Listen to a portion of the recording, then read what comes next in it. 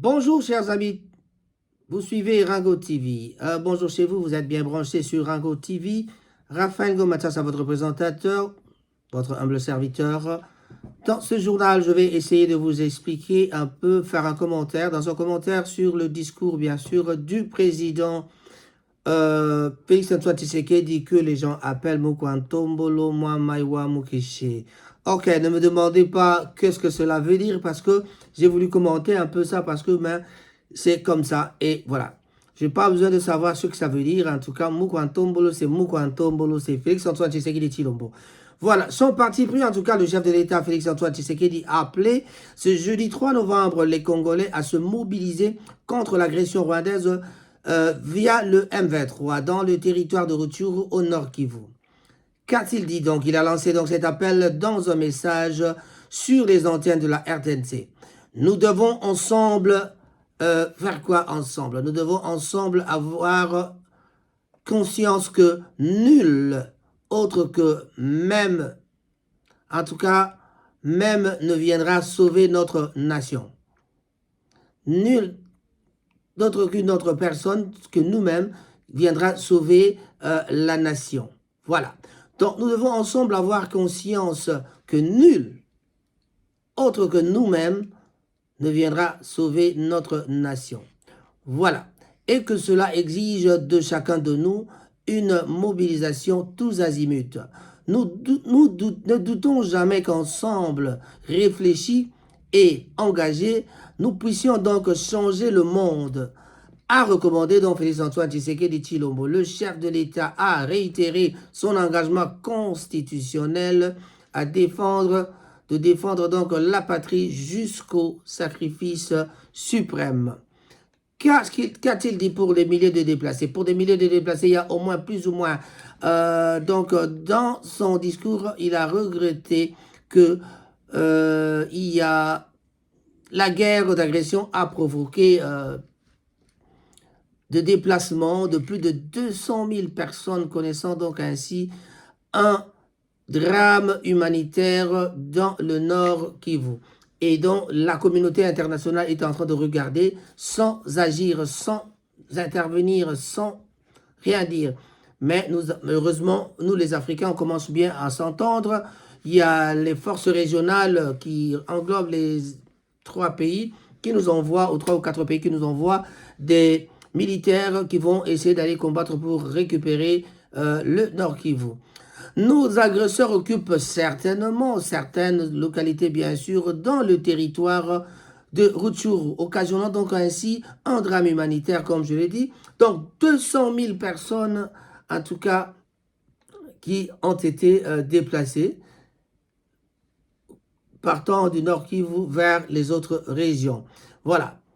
Mais que nous dit l'article 63? Vous allez comprendre à la fin quand je vais finir. Je vais quand même faire la lecture de l'article 63. L'article 63, tout Congolais a le droit et le devoir sacré de défendre le pays et son intégrité territoriale face à une menace ou à une agression extérieure. Un service militaire obligatoire peut être instauré dans les conditions fixées par la loi. Toute autorité nationale, provinciale, locale et coutumière, bien sûr, les conditions coutumières, a le devoir de sauvegarder l'unité de la République et l'intégrité de son territoire sous peine de haute trahison. Voilà. Donc, qu'est-ce qu'il fait? Il fait appel au patriotisme. Il fait appel au patriotisme à tous les Congolais. Pour faire face à cette guerre d'agression, le président de la République invite les Congolais engagés dans les FRDC et la police nationale au sens du patriotisme. Le patriotisme très important, même nous qui sommes civils, nous devons faire preuve plutôt de patriotisme. Il leur a aussi recommandé de bien se protéger, de protéger l'intégrité territoriale et d'assurer la sécurité de biens et de protéger l'intégrité territoriale et d'assurer la sécurité des Congolaises et Congolais contre toute agression ou attaque d'où qu'elle vienne. Voilà. Donc la guerre qui nous est imposée par nos voisins exige de chacun de nous des sacrifices. Voilà, c'est le moment de faire face à tous ces gens-là. C'est le moment de faire de nos divergences politiques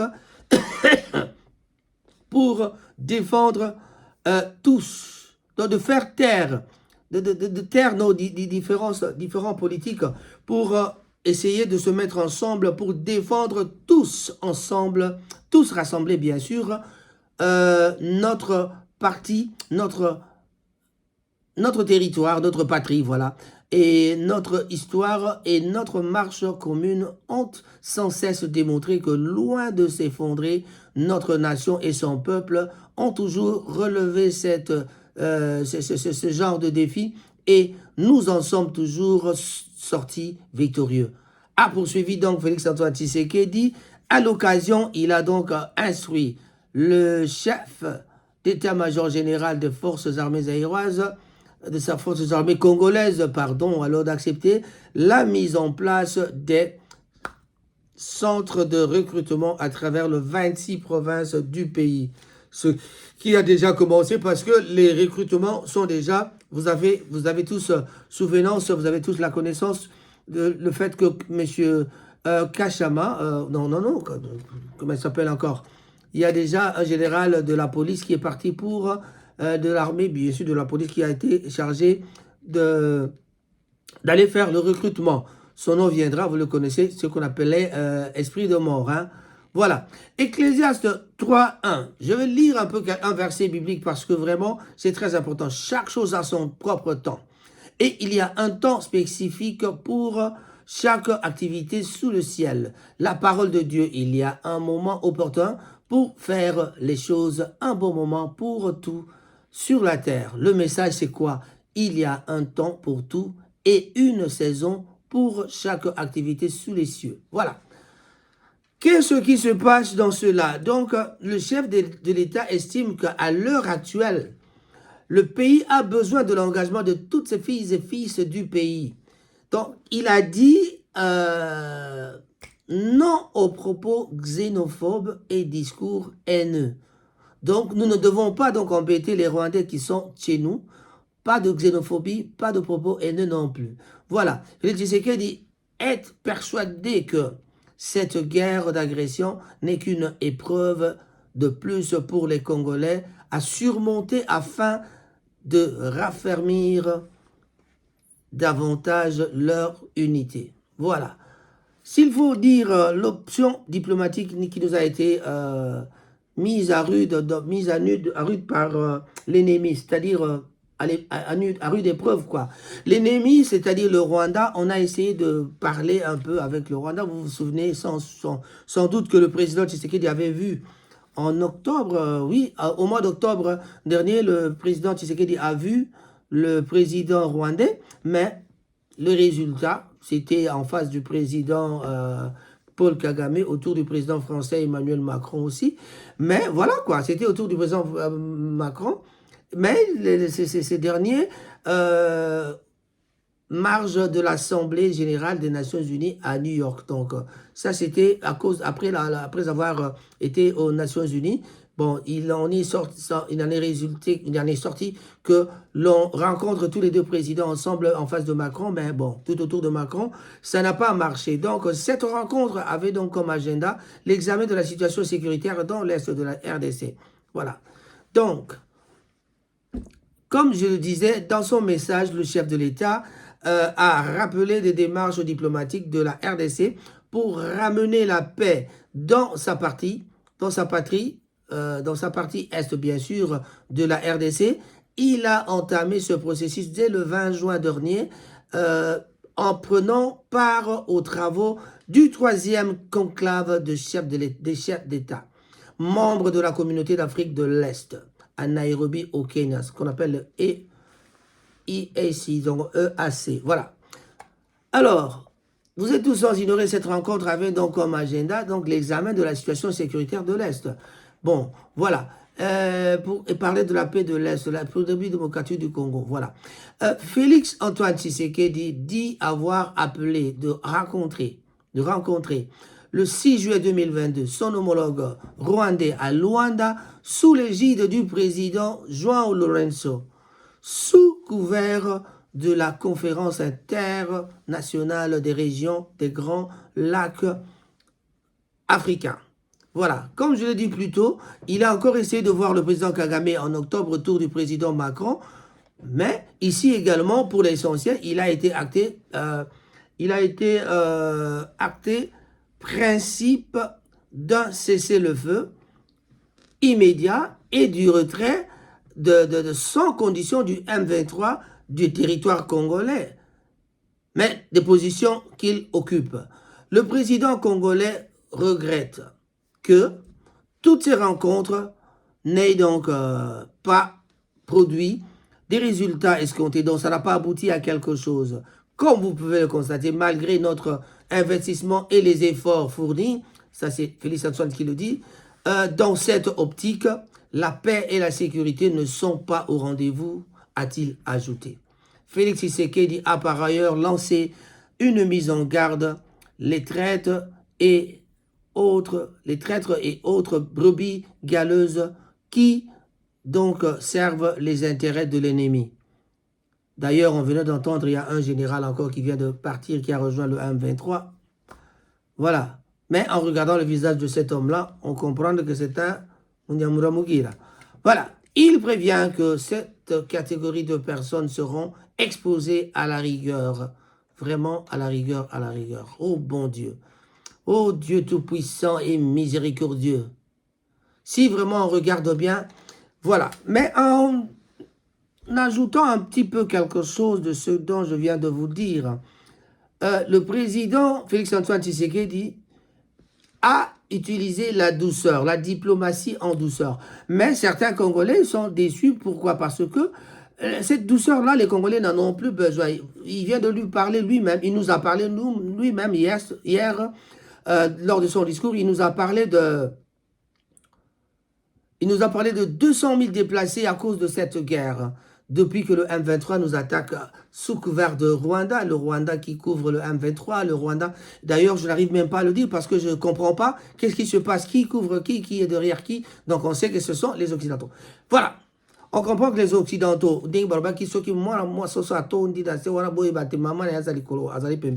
donc ne vous attendez pas à une paix vraiment maintenant, parce que qu'est-ce qu'il faut faire? Je crois qu'il faut seulement faire la guerre. Mais voilà, nous comprenons que ce sont les Occidentaux qui provoquent ces guerres.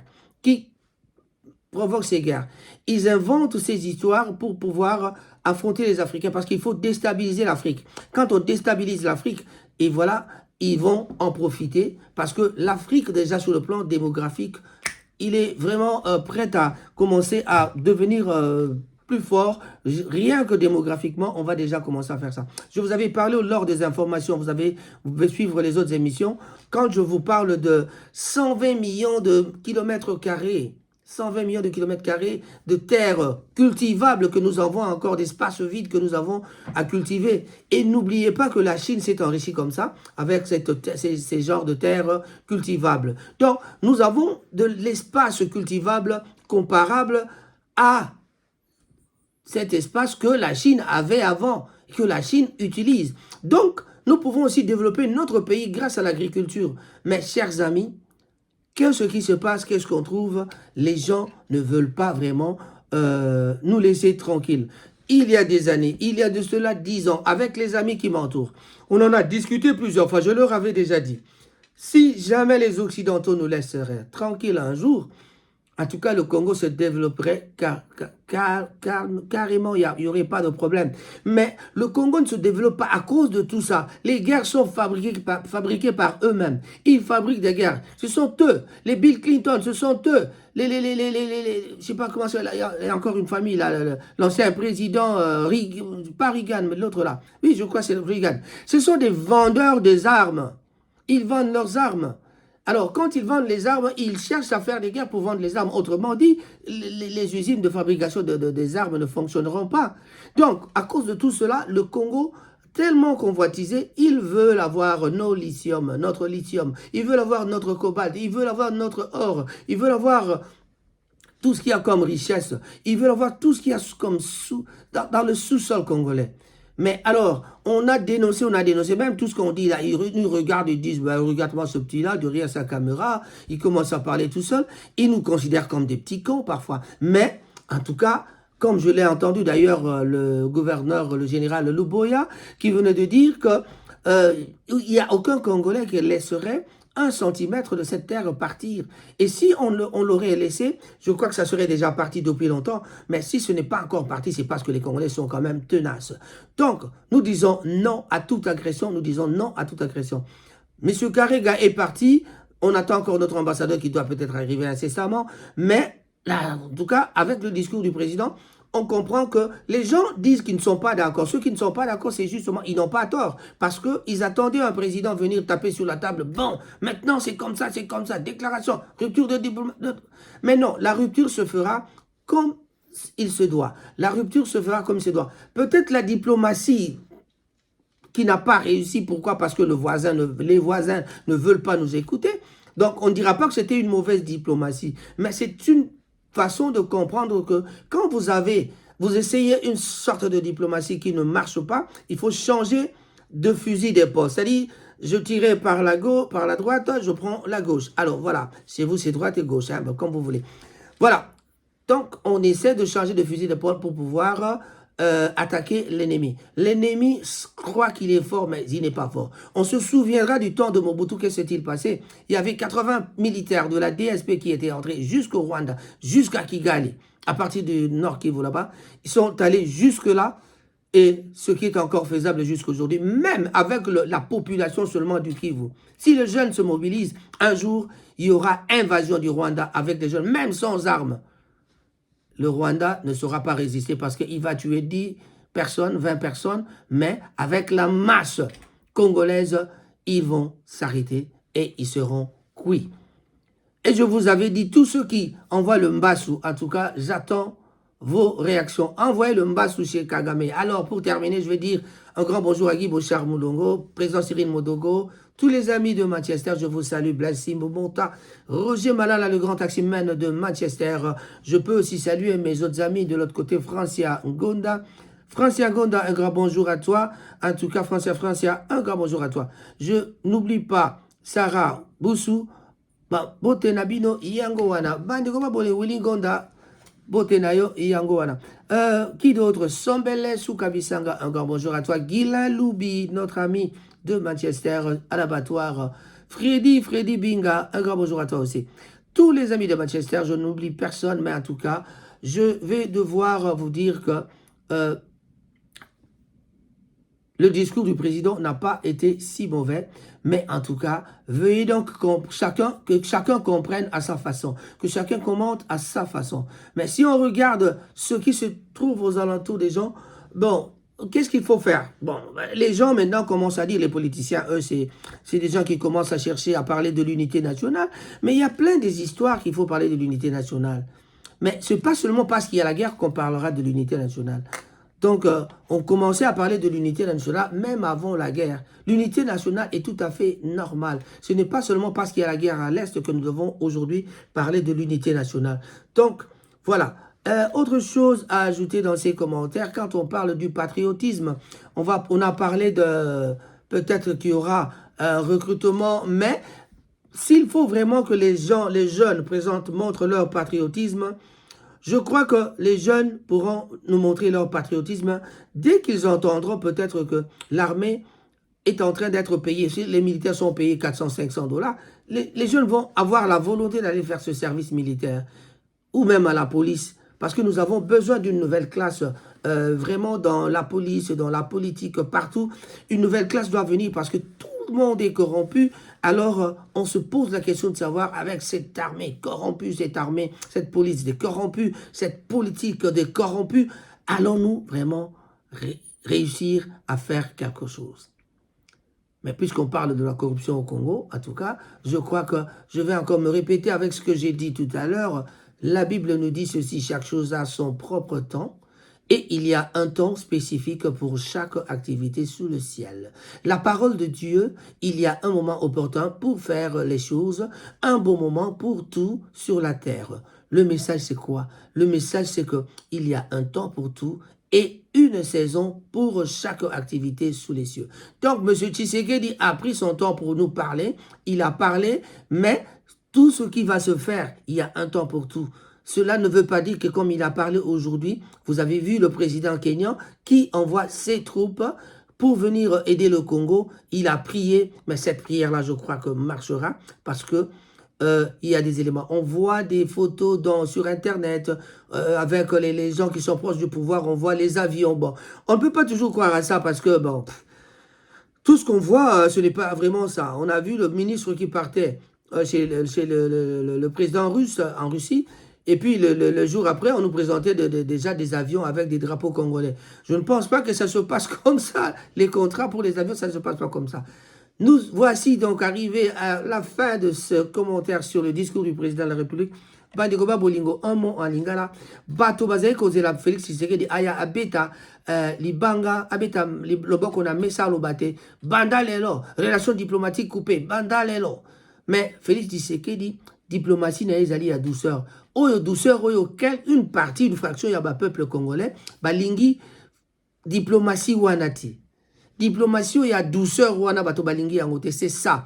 Donc, moi, de ma part, si je veux vous dire ce que j'ai compris selon les commentaires des autres, ils ne veulent pas de cette douceur-là. Mais le patriotisme dont il fait preuve, il fait part aussi aux Congolais. En tout cas, c'est très important. Mais un jour, on finira tous par... bon, peut-être à partir de là, je ne saurais pas aller encore courir pendant 30 minutes. En tout cas, peut-être qu'avec l'âge, je ne saurais plus le faire. Mais en tout cas, les jeunes, faites-le. Faites-le, on vous attend. Les jeunes qui sont au Kivu, surtout vous commencez, et à Kinshasa, partout dans les provinces, on vous attend. Présentez-vous, montrez-vous, en tout cas, pour pouvoir sauver le Congo. Raphaël Ngomatsasa, votre présentateur sur Rango TV. N'oubliez pas de vous abonner car c'est très important et appuyez sur la petite clochette. Là, vous aurez les nouvelles de nos informations ou de nos émissions. Merci beaucoup. Sur Rango TV, Raphaël Ngomatsasa.